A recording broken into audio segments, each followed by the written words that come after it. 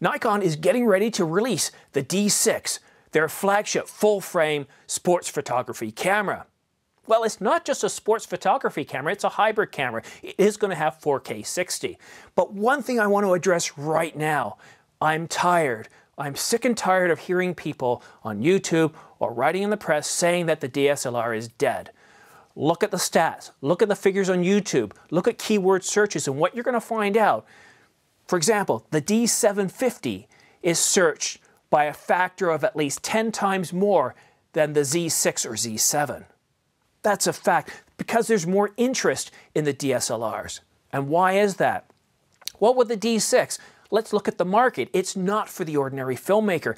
It is primarily for professionals. And professionals use these as tools to generate income.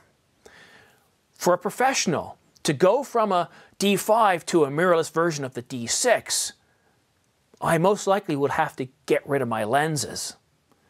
That's a huge investment that I'm not willing to do. If I have a D5 and they release a DSLR version, or not a DSLR version, but they release the D6 as a DSLR, which is the plan, and I have a problem with my D5, yeah, I'll go out and buy that D6, so I'll get some increased capabilities, but I'm not going to have to worry about shifting out my inventory of lenses. The lenses that have worked for me in the past years, the past decades, are still producing great results. I don't need to get rid of them. So why do we need to move away from it? Yes, the architecture is different. Yes, you can get faster frames a second. Yes, you've only got one viewfinder. And that viewfinder is what you see is what you get, the old WYSIWYG that we used to see in desktop publishing. So there are a lot of benefits to the DSLR. So don't be concerned if you're looking at buying a camera, avoiding DSLRs.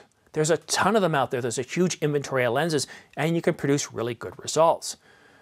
What's forcing people to upgrade their bodies is not so much on the photography side, with the exception of those few photographers that really need faster frames per second. And these are sports photographers shooting the Olympics, you're shooting car racing, you're shooting anything that's very, very fast. But what's driving the innovation in a lot of cases is video. 4K is becoming the standard, either to produce in 4K or to input in 4K, having that extra detail. And there's a push now to go to 6K and 8K. This requires a complete changing of the architecture of a camera. So as a video filmmaker, as an ordinary video filmmaker, I want to get away from my current camera. I want to go to a camera that produces really, really good 4K. And that's the same thing that I'm really keenly interested to know what the D6 is going to do. So yes, and I'll get into the capabilities a little later, but looking at 4K 60, that's essential today. And on a full frame sensor like the D6 has, I was going to say D60, that the D6 has, you're going to get really good color corrections, you're going to get really good detail. So that's kind of my rant on the whole DSLR is dead. The DSLR is far from being dead. If you look at all the statistics, Tony Northrup has got some really, really good videos where he talks about the DSLR being far from dead. What was it? Which camera was it? I can't remember which camera it was, but he was showing, I think it was, yeah, it was Nikon. So the D780 is a camera that's going to be released next week, probably on Monday, January the 7th. This camera is a DSLR as well. It's a minor upgrade to the D750. And it's being released because there's a market for it, and it'll also bring in cash for Nikon, which is having some financial problems. And if you do a search on D750 or the Z6 or Z7, what you're going to notice is there's far more interest on the D750 than there is on the Z or Z7 or Z or Z6. Now let's go ahead and take a look at the specifications. The Nikon D6 is going to have a 20 megapixel camera. This is interesting because we just got a leak of the specifications of the 1DX3, and it's also going to be a 20 megapixel camera, 20.1 to be exact. The D6 will have 14 frames per second in normal shutter mode. That's good, that's really good, that's fast.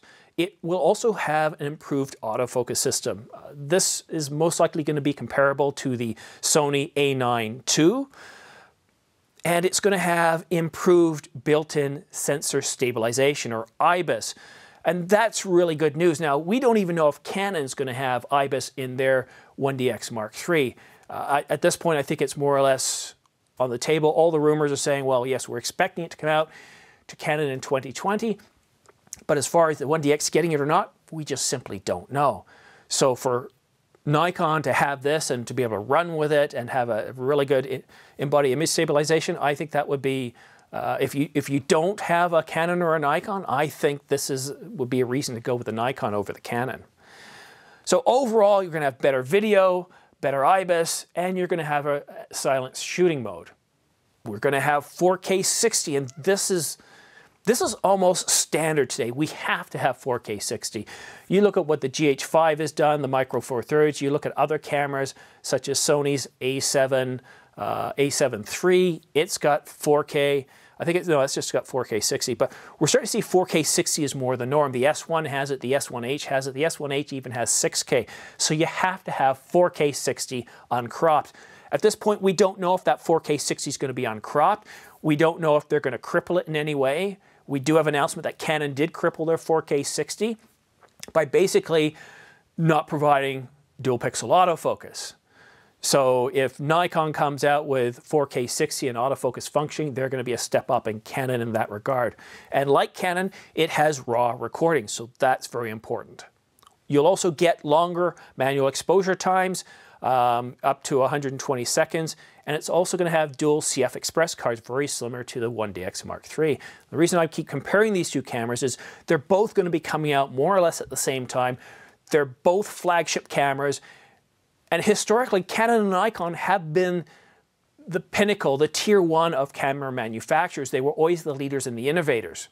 I know that has changed in the last 3 years. They've fallen behind companies like Sony and Panasonic, but still, these are their flagship cameras, so you expect to see the best of what they can produce over the next year or so in these cameras. Now, the viewfinder is going to be 0.76 to 0.78 times at 100%. It's going to have dual processors, it'll have built-in Wi-Fi, and it's going to have 3.2 million dots touchscreen. But the real wonderful thing here is it's going to have an improved silent mode. So when is this coming out? The camera, the D6, is due to come out sometime around February. That's about the same time that the 1DX is also supposed to come out. We're hearing that it's going to be announced sometime over the next couple of weeks with a release sometime around March. And so the D6, if it comes in February, it's going to beat them. Do I recommend this for the ordinary filmmaker? No, I don't. You're looking at a huge cost. These cameras really are designed for high-speed sports photographers. You're not getting a real big commitment on the video side. So yes, 4K 60, whether it's crippled or not, is nice. But if I was looking for a professional level video camera at this price point, I'd want at least 6K so I could punch in 4K and be able to zoom in and pan and do all that wonderful stuff that you can when you have 6K. It's just like my projects. I generally export in 1080p, but I love to have 4K so I can create a really good downsample, high quality, detailed 1080p. Is this a camera that you should get? I can't tell you that, but what I can tell you to do, write down what capabilities you need, what outcomes you expect from a camera, what you need from a camera. Don't even worry about the budget. Focus on what you need first. So here's an example of what I did comparing the Canon 5D Mark IV to the EOS R. And you can see that I've listed the capabilities and I've color-coded them, showing which one is able to provide these capabilities that I need. You could do the same thing. Identify, what do you need? Do you want detailed 4K video? Do you want detailed 1080p video? Do you need 14 frames per second? And it's not so much focus on the 14 frames per second. Do you need to be able to shoot high speed? Do you need accurate autofocus? Do you need dual express cards? Write all that stuff down that you need in terms of outcomes. And then see where the D6 falls in there. Compare it to the D780, the Z7, the Z7, the Z6, Z6. And you might be surprised. You might end up picking a camera that you weren't thinking of initially. And don't be afraid to cross brands if you don't have a camera right now. I envy you, because now you can look at Sony, Canon, Nikon, Panasonic, Olympus. You can look at them all and you're not married to either platform. If you have any questions about this video or any comments, drop them in the comment section down below. I usually respond to questions and comments within 24 hours. If you would like to get notifications of new videos as they come out, go ahead and click subscribe, followed by clicking the little bell notification there and choosing all. And then you'll be notified of new videos as they come out. Thank you so much for tuning in. Stay tuned. There's going to be a lot happening in January and February as all the major camera companies compete and produce their best products in time for the Tokyo Summer Olympics 2020. We'll see you soon.